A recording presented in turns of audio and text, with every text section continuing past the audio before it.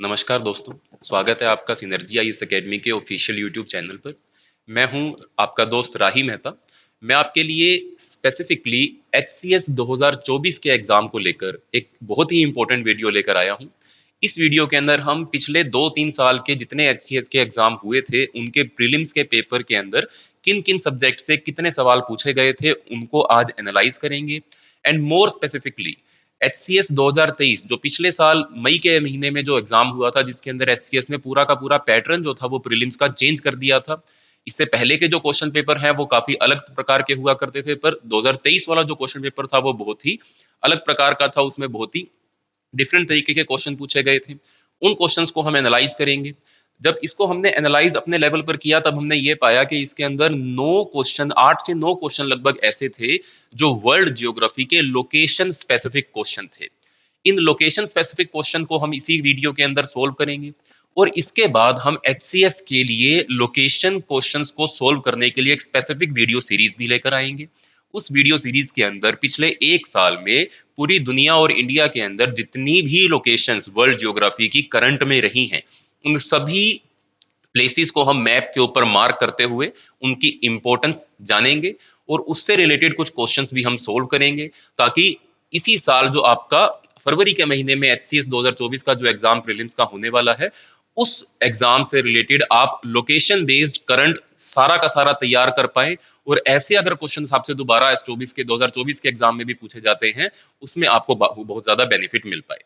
तो यह वीडियो मैं फिर से बता दूं, लोकेशन स्पेसिफिक क्वेश्चन जो 2023 के अंदर आए थे उनके ऊपर रहेगी। इसके बाद एक और वीडियो आएगी जिसके अंदर हम पिछले पूरे 1 साल में जितने भी स्पेसिफिक लोकेशंस करंट अफेयर्स के अंदर रहे हैं, चाहे वो दुनिया की लोकेशंस हो या वो इंडिया स्पेसिफिक लोकेशंस हो, उन सभी को हम मैप के ऊपर मार्क करके उनकी इंपॉर्टेंस जानेंगे, और उनसे रिलेटेड जितनी भी फैक्चुअल इंफॉर्मेशन होगी वो भी हम अपनी इस अगली वीडियो के अंदर कवर करेंगे।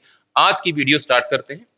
तो सबसे पहले दोस्तों, अगर हम 2022 के क्वेश्चन पेपर को एनालाइज करें, तो 2022 के क्वेश्चन पेपर के अंदर जो एचपीएससी का हुआ था, उसमें करंट अफेयर बेस्ड कुछ 15 क्वेश्चन पूछे गए थे जो कि काफी आसान सवाल थे। इसके अलावा इकोनॉमी के इजी टू मॉडरेट क्वेश्चन पूछे गए थे, और सिर्फ 8 ही मात्र सवाल पूछे गए थे।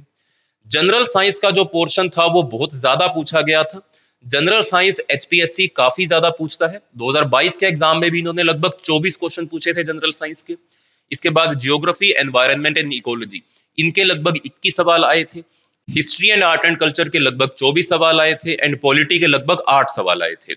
यानी कि 2022 के पेपर को अगर हम एनालाइज करें, तो general science, geography and history, अगर ये 3 चीजें आपकी काफी स्ट्रॉन्ग हैं, तो इन 3 सब्जेक्ट के बेस के ऊपर आप कट ऑफ के बहुत नजदीक पहुंच सकते थे।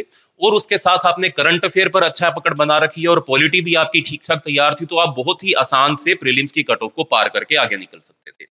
तो दोस्तों, सबसे ज्यादा जो रेशियो था जियोग्राफी के क्वेश्चंस, हिस्ट्री के क्वेश्चंस, और उसके साथ साथ जनरल साइंस के क्वेश्चन, ये पैटर्न था आपका 2022 के एग्जाम के अंदर। ठीक है। अब जब 2022 का एग्जाम, उससे पहले 2021 का जो एग्जाम हुआ था, उसके अंदर करंट अफेयर्स के क्वेश्चन 19 पूछे गए थे, जनरल साइंस के क्वेश्चन 11 पूछे गए थे, हरियाणा जीके के मात्र 3 सवाल पूछे गए थे, इंडिया एंड वर्ल्ड ज्योग्राफी के 12 सवाल पूछे गए थे, इंडियन इकोनॉमी के 6 सवाल पूछे गए थे, इंडियन हिस्ट्री के 29 सवाल पूछे गए थे, और इंडियन पॉलिटी के 20 सवाल पूछे गए थे। यानी कि फिर वही, अगर आप हिस्ट्री, पॉलिटी और उसके साथ साथ जियोग्राफी को बहुत अच्छे से तैयार करके जाते हो, प्लस आपने करंट अफेयर के ऊपर अच्छी पकड़ बना रखी है, तो 2021 के पेपर के अंदर भी आप कट ऑफ के बहुत नजदीक पहुंच सकते थे। यानी कि वही बेसिक बात रहेगी, पॉलिटी, हिस्ट्री, उसके साथ साथ करंट अफेयर एंड जियोग्राफी, ये 4 मेजर सब्जेक्ट हैं, और जनरल साइंस। इन 5 चीजों को अगर आप अच्छे से तैयार करके जा रहे हो एचसीएस के एग्जाम के लिए, तो आप कट ऑफ के बहुत नजदीक पहुंचने की कैपेबिलिटी रखते हो। अब सबसे इंपॉर्टेंट, 2021 के अंदर भी पेपर जो था वो 2 बार हुआ था। इसके अंदर भी लगभग उसी रेशियो के अंदर सवाल पूछे गए थे। इंडियन ज्योग्राफी के सवाल 15 थे, हिस्ट्री के सवाल लगभग 24 थे, करंट अफेयर के जवाब सवाल जब लगभग 10 पूछे गए थे, जनरल साइंस के लगभग 19 सवाल पूछे गए थे। वही पैटर्न सेम चलता हुआ आ रहा है हर बार। बट 2022 का जो पेपर हुआ, 2022 का जो पेपर हुआ, उस पेपर के अंदर जो क्वेश्चंस का लेवल था जो क्वेश्चंस को पूछने का तरीका था, जो वैरायटी ऑफ क्वेश्चंस पूछे गए थे, वो पिछले सभी एग्जाम्स जितने भी एचपीएससी ने कंडक्ट करवाए थे एचसीएस के रिगार्डिंग, उससे बिल्कुल अलग पूछे गए थे। उसके अंदर 9 क्वेश्चन लगभग लगभग ऐसे थे पिछले साल के एग्जाम के अंदर जो स्पेसिफिकली करंट अफेयर्स में रिलेटेड जितनी भी वर्ल्ड की या इंडिया की लोकेशंस दी हुई है उनसे रिगार्डिंग थे। यानी कि करंट अफेयर तो पढ़ना बहुत जरूरी होगा ही होगा। करंट अफेयर में जितनी भी लोकेशंस आ रही हैं, जो भी कंट्रीज, जो भी प्लेट्यूज, जो भी माउंटेन्स, रिवर्स एटसेट्रा, जो भी करंट अफेयर के अंदर चल रहा है, उनको हमने वर्ल्ड मैप के ऊपर मार्क करना है, हमको उसको इंडिया के मैप के ऊपर मार्क करना है, और उसको रट्टा मारे बिना हमने उस मैप को ही अपने आंखों के अंदर जज्ब कर लेना है, अपने दिमाग के अंदर उसकी एक मेमोरी क्रिएट कर लेनी है, ताकि उसके आसपास रिलेटेड किसी भी प्रकार का करंट अफेयर का अगर एचपीएससी क्वेश्चन पूछ लेता है तो एचसीएस 2024 के एग्जाम में हम उसको सोल्व करने के कैपेबल हो जाएं। तो यह वीडियो में हम पिछले साल जो क्वेश्चन पूछे गए थे एचसीएस के द्वारा लोकेशन बेस्ड वर्ल्ड ज्योग्राफी के, इंडियन ज्योग्राफी के, उन पर एक बार नजर डालते हैं, और उसके बाद हम करंट अफेयर की एक और वीडियो लेकर आएंगे जिसमें ये सारी लोकेशंस को बहुत डिटेल के अंदर कवर किया जाएगा। तो पहला क्वेश्चन जो था एचपीएससी का लोकेशन बेस्ड, वो था हरियाणा जियोग्राफी का था बेसिकली ये क्वेश्चन, जिसमें पूछा गया था हमें match list 1 with list 2 and choose the correct option. इनमें हरियाणा की कुछ जियोग्राफिकल डिविजन्स के बारे में हमको कौन कौन से इलाके के अंदर वह मिलती हैं, उनके बीच में मैच द फॉलोइंग हमको करना था। तो सबसे पहले हरियाणा की एक ज्योग्राफिकल डिवीजन जिसको हम बागड़ बोलते हैं, बागड़ का जो इलाका है दोस्तों वो हरियाणा का सिरसा जिला, हिसार जिला, भिवानी जिला, ये सारा का सारा इलाका, उसके बाद थोड़ा महेंद्रगढ़ का इलाका भी आ जाएगा, थोड़ा रेवाड़ी का इलाका भी आ जाएगा, जो भी हरियाणा के जिले राजस्थान की बॉर्डर के साथ लगते हैं, खास तौर पर सिरसा जिला, हिसार जिला एंड भिवानी जिला, इन इलाकों को हम हरियाणा की फिजियोग्राफिक डिवीजन के अंदर बागड़ का नाम देते हैं, क्योंकि राजस्थान का बागड़ का इलाका हरियाणा की सीमाओं में लग रहे जितने भी जिले हैं उनके अंदर समा जाता है। तो पहला जो हमसे पूछा गया बागड़ का पूछा गया, बागड़ की लिस्ट मैच करती है हिसार, भिवानी एंड सिरसा के साथ। तो फर्स्ट का ए, अब इसमें हमको ए और सी ऑप्शन में दोनों में फर्स्ट का ए दिया हुआ है, बी और डी तो हम डायरेक्ट काट देंगे। बेट का इलाका, नाली का इलाका, खद्दर का इलाका एंड बांगड़ का इलाका, अब ये इलाके कौन कौन से हैं हरियाणा की अलग अलग फिजियोग्राफिक डिवीजन के अंदर। तो दोस्तों जो बेट का इलाका है वह मारकंडा नदी, हरियाणा की जो मारकंडा नदी है उसके इलाके, उस नदी के आसपास का जो बसा हुआ इलाका है उसको हम बेट बोलते हैं। नाली का जो इलाका है, घग्गर के आसपास का जो इलाका है उसको हम नाली की फिजियोग्राफिक डिवीजन के नाम से जानते हैं। इसके अलावा यमुना नदी के पास का जो इलाका है इसको हम खद्दर के नाम से जानते हैं।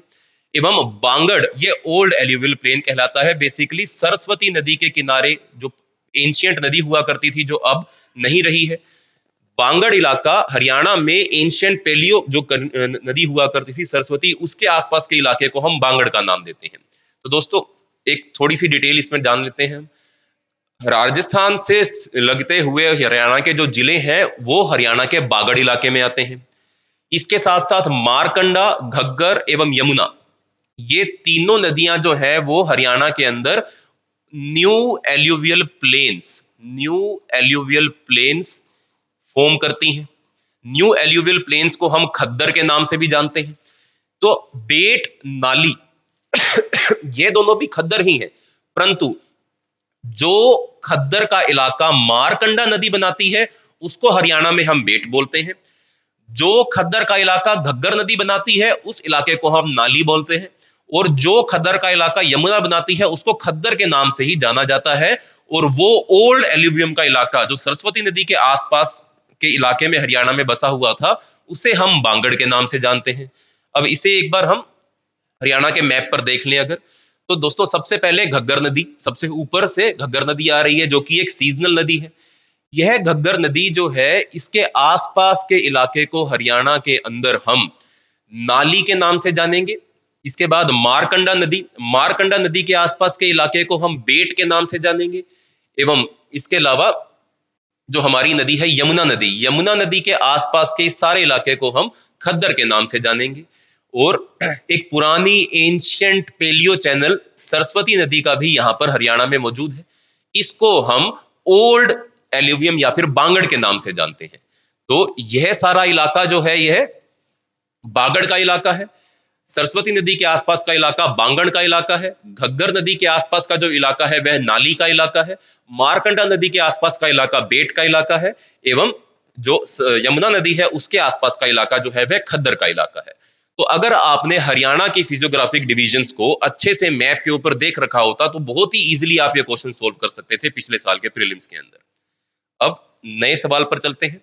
अगला सवाल वर्ल्ड जियोग्राफी का पूछा गया था। ये स्पेसिफिकली लोकेशन बेस्ड क्वेश्चन था, जिसमें Albatross plateau, Telegraph plateau, Amsterdam Saint Paul plateau and Kuril Kamchatka, इनमें से ये चारों नाम हो सकता है कि ज्यादातर विद्यार्थियों ने ना सुने हों, क्योंकि यह जितने भी प्लेट्यू मौजूद हैं, ये पहले तीनों प्लेट्यूज जो मौजूद हैं, ये ओशियन के बेसिन के ऊपर मौजूद प्लेट्यूज हैं।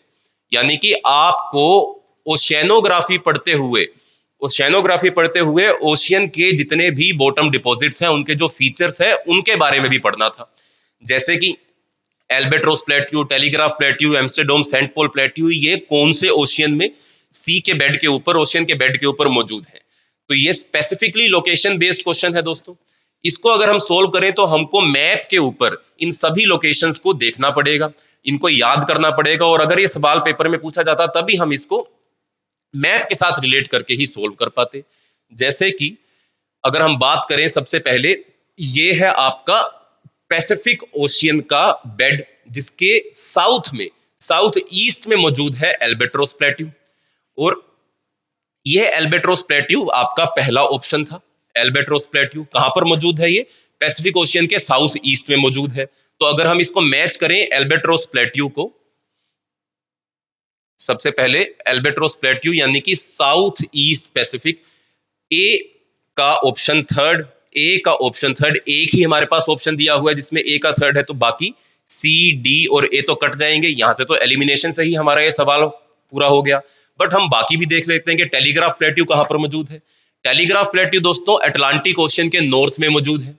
इसके साथ आपसे पूछा गया है सेंट पोल एम्स्टरडम प्लेट्यू, ये इंडियन ओशियन के साउथ में मौजूद है। और हमसे पूछा गया है क्यूराइल कामचटका। क्यूराइल कामचटका दोस्तों रशिया का पार्ट है, और रशिया के साथ लगता हुआ जो इलाका है, ये वाला इलाका, यहां पर है आपका क्यूराइल कामचटका।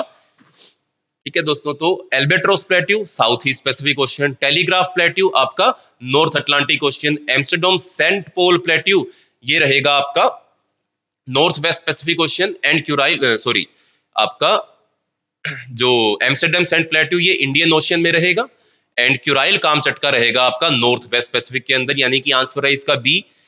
तो यह क्वेश्चन भी एकदम स्पेसिफिकली लोकेशन बेस्ड क्वेश्चन था। करंट के अंदर ये लोकेशन चल रही थी, इनमें से क्यूराइल कामचटका के इलाके के अंदर भूकंप आया था, काफी डैमेजेबल अर्थक्वेक था। इससे रिगार्डिंग उन्होंने सारा का सारा क्वेश्चन फॉर्म कर दिया, लोकेशन बेस्ड क्वेश्चन पूछ लिया, बट कहीं ना कहीं इसका जो अंश है वो करंट अफेयर के अंदर था।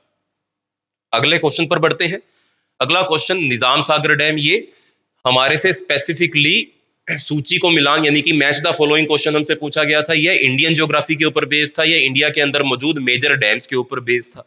इसमें भी अगर हमको लोकेशन स्पेसिफिकली अगर याद है इन डैम्स की कि कौन सा डैम कौन सी नदी के ऊपर बेस्ड है, तो हम इसको बड़ा इजीली सोल्व कर लेते।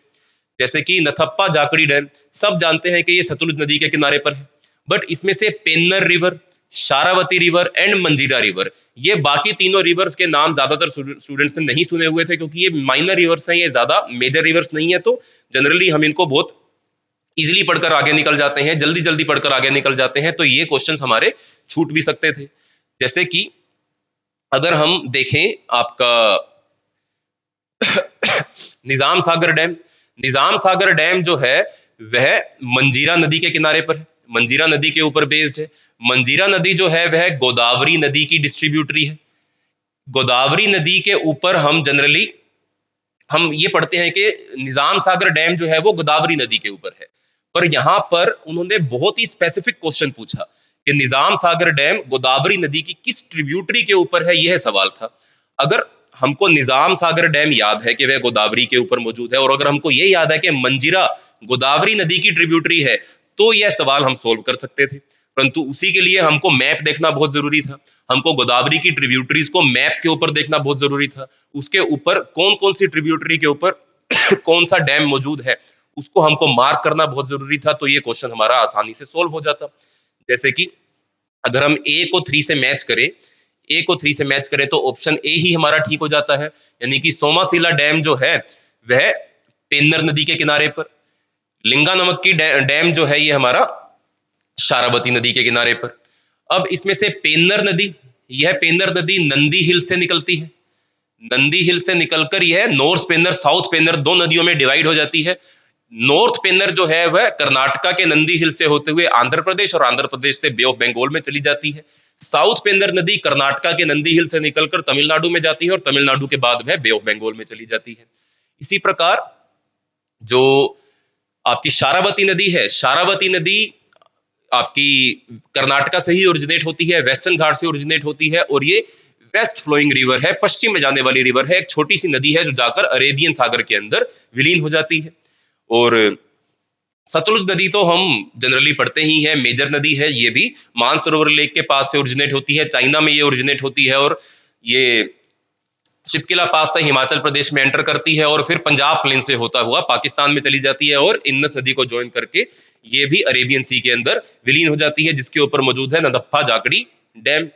तो यह सभी नदियां और इनकी लोकेशन के अकॉर्डिंग इनकी ट्रिब्यूटरीज पर लोकेटेड डैम, यानी कि बहुत चीजें रिलेटेड एक दूसरे के साथ हैं।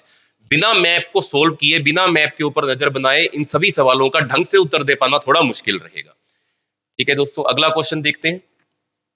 अगला क्वेश्चन है, ये भी मैप बेस्ड क्वेश्चन है, ये भी प्रॉपर मैप के ऊपर अगर आपको इन इलाकों के बारे में पता है, आपने प्लॉट किया हुआ है, तो ही ये क्वेश्चन बड़ा आसानी से सॉल्व हो सकता है। इसमें हमको साउथ टू नॉर्थ डायरेक्शन के अंदर भारत के ये मेजर कोल्ड फील्ड्स है, इनको लगाना है। तो दोस्तों साउथ से नॉर्थ तो सबसे पहले Singareni coal field, Jhilimili coal field, Giridih coal field and Neyveli coal field. हम जानते हैं इनमें से नेवेली कोल फील्ड जो है यह तमिलनाडु के अंदर सिचुएटेड है। नेवेली कोल फील्ड में हमको लिग्नाइट कोयला मिलता है, तो सबसे साउथ में तो आ जाएगा हमारे पास नेवेली। इसके बाद भारत में एक सिंगारेनी कोल फील्ड है और एक सिंगरौली कोल फील्ड है। सिंगारेनी कोल फील्ड जो है दोस्तों, यह हमारा सिचुएटेड रहेगा इस इलाके के अंदर, आंध्र प्रदेश एवं तेलंगाना के इलाके के अंदर, जबकि सिंगरौली कोल फील्ड जो है ये उत्तर में मौजूद है, यह मध्य प्रदेश के अंदर मौजूद है। तो पहला सबसे साउथ में नेवेली कोल फील्ड, दूसरे नंबर पर आएगा हमारा सिंगारेनी कोल फील्ड, यानी कि फोर्थ के बाद फर्स्ट के बाद सेकंड के बाद थर्ड, सेकंड नंबर पर आ जाएगा हमारे लिए Jhilimili coal field. Jhilimili coal field दोस्तों हमारा छत्तीसगढ़ के नॉर्थ में यहां कहीं पर सिचुएटेड है। और उसके बाद लास्ट हमारा बचा गिरडी coal field. Giridih coal field जो है वो झारखंड में यहां कहीं पर सिचुएटेड है। तो सबसे नीचे नेवेली कोल फील्ड तमिलनाडु के अंदर, साउथ में सबसे नेवेली, फिर आपका सिंगारेनी, फिर आपका झिलमिली और फिर आपका गिरडी कोल फील्ड। और हमको साउथ टू नॉर्थ ही लगाना था, तो इसके अकॉर्डिंग हमारा जो ऑप्शन ठीक होगा वो होगा फोर्थ, 1 2 3, यानी कि ऑप्शन सी हमारा ठीक हो जाएगा। यानी कि पूरे इंडिया के ऊपर जहां जहां पर इंपॉर्टेंट कोल फील्ड्स मौजूद थे उसको अगर आपने अपने मैप के ऊपर प्लॉट करके रखा हुआ था तो आप इस क्वेश्चन को बहुत इजीली सोल्व कर सकते थे। इसके अलावा और भी बहुत सारे कोल फील्ड भारत के अंदर मौजूद हैं, जैसे कि रानीगंज कोल फील्ड, यह आपका वेस्ट बंगाल के अंदर मौजूद है, Jharia coal field, Bokaro coal field, Talcher, Godavari एवं Wardha coal field, Penchkanhan coal field, Tawa coal field. इन सभी कोल फील्ड्स को, जितने भी मेजर कोल फील्ड्स हैं, मिनरल्स हैं, आयरन बेल्ट है या कॉपर बेल्ट है, इन सबको हम अगले पेपर के लिए जब हम तैयार करेंगे तो इसी को location specific north to south, east to west plot करके हम याद करने की कोशिश करेंगे।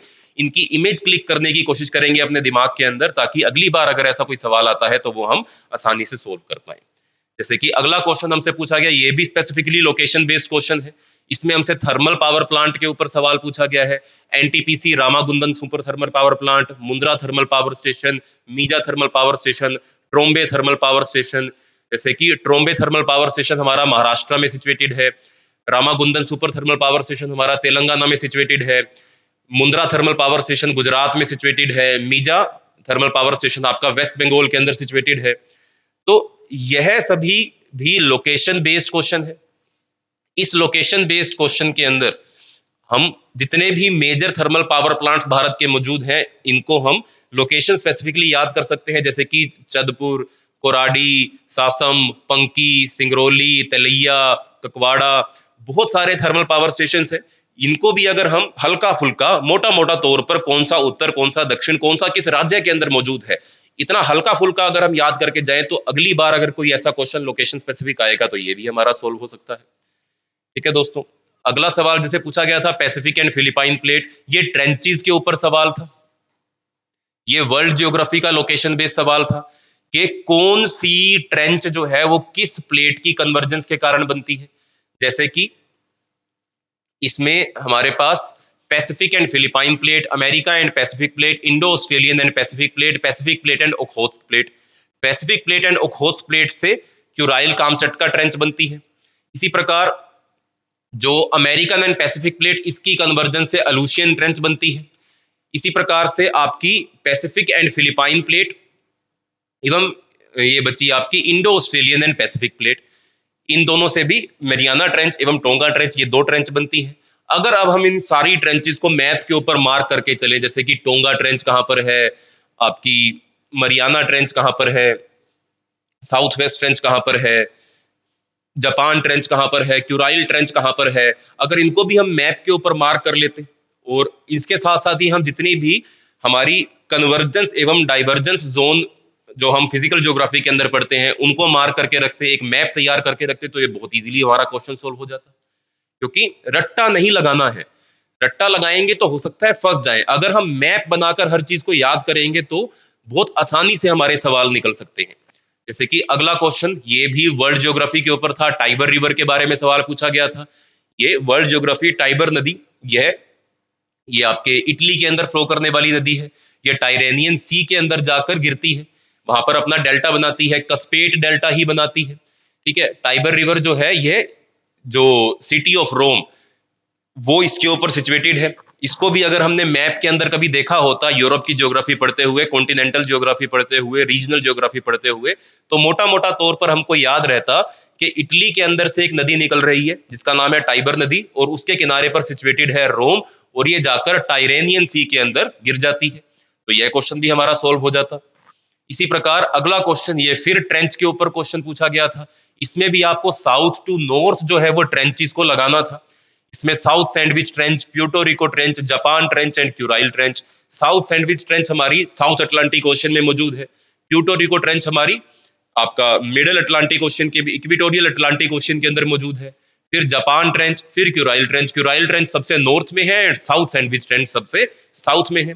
इन ट्रेंचेस को जैसे अगर हमने स्पेसिफिकली मैप के ऊपर प्लॉट करके इनको याद किया होता तो ये क्वेश्चन भी हमारा बड़ा आसानी से निकल जाता। तो दोस्तों, कुल मिलाकर बात मैं आपको जो समझाने की कोशिश कर रहा हूं वो यह है कि अगर हमको अगली बार आने वाले एचपीएससी के एचसीएस प्रीलिम्स को अच्छे से सोल्व करना है, तो हमको वो लोकेशंस जो करंट अफेयर के अंदर चल रही हैं, चाहे वो इंडिया की हो चाहे वो वर्ल्ड ज्योग्राफी की हो, उनको मैप के ऊपर प्लॉट करके बहुत अच्छे से हमको याद करना होगा, ताकि चाहे वो हमसे east to west, south to north या मैच द फॉलोइंग किसी प्रकार का भी क्वेश्चन पूछ ले, तो मोटा मोटी तौर के ऊपर हम एक बहुत ही अच्छे इन्फॉर्म्ड गेस के साथ हम अपने आंसर को, अपने क्वेश्चन को सोल्व कर पाए। और तो नो क्वेश्चन आपकी कट ऑफ को पार करवाने में बहुत ज्यादा हेल्प कर सकते हैं, और ये क्वेश्चंस ऐसे हैं जो ज्यादातर बच्चे जो है वो सोल्व नहीं कर पाते हैं। अगर आप ऐसे क्वेश्चंस को सोल्व कर लेंगे तो देखो आप बाकी सभी बच्चों से एक एज क्रिएट कर लेंगे, और आपका प्रीलिम्स क्लियर होना काफी ज्यादा, कह लो कि होपफुल हो जाएगा कि आप कट ऑफ के बहुत नजदीक पहुंच सकते हो। तो अब एक ऐसी वीडियो सीरीज हम शुरू करने जा रहे हैं जिसमें पिछले साल की जितनी भी करंट में रही न्यूज में रही जितनी भी लोकेशंस हैं, चाहे वो वर्ल्ड ज्योग्राफी की चाहे वो इंडियन ज्योग्राफी की रहेंगी, उन सबको हम मैप के अकॉर्डिंग याद करते हुए चलेंगे। और पूरी की पूरी वीडियो सीरीज के अंदर आप जितने भी लोकेशन को देखोगे, आप उसको भी अपनी एटलस के अंदर प्लॉट करोगे, उसके मैप के अकॉर्डिंग आप उसको याद करने की कोशिश करोगे, रट्टा नहीं लगाओगे, बस आप उनको अपने दिमाग के अंदर एक इमेज क्लिक करने की कोशिश करोगे कि कौन सी लोकेशन कहाँ पर मौजूद है, कौन सी कंट्री में है, या भारत के किस स्टेट के अंदर है, पश्चिम हिस्से में है, पूर्व हिस्से में है, उत्तर में है, दक्षिण में है। इस प्रकार के इन्फॉर्म तरीके से हम सभी की सभी लोकेशंस को कवर करते हुए आगे चलेंगे। तो नेक्स्ट वीडियो से हम इसकी पूरी सीरीज लेकर आने वाले हैं, चाहे इसमें एक वीडियो हमको बनानी पड़े, दो बनानी पड़े, जितना भी हमको समय लगेगा हम आपके लिए समय लगाकर एक सारा का सारा पिछले साल का करंट बेस्ड लोकेशन आपको तैयार करके देंगे। तो मैं उम्मीद करता हूं कि आप हमारे साथ जुड़े रहेंगे, और अगर आप चाहते हो कि ऐसे ही करंट अफेयर रिलेटेड हम दूसरे सब्जेक्ट के ऊपर भी वीडियोस लेकर आए तो हमको कमेंट के माध्यम से जरूर बताइएगा। तब तक के लिए धन्यवाद।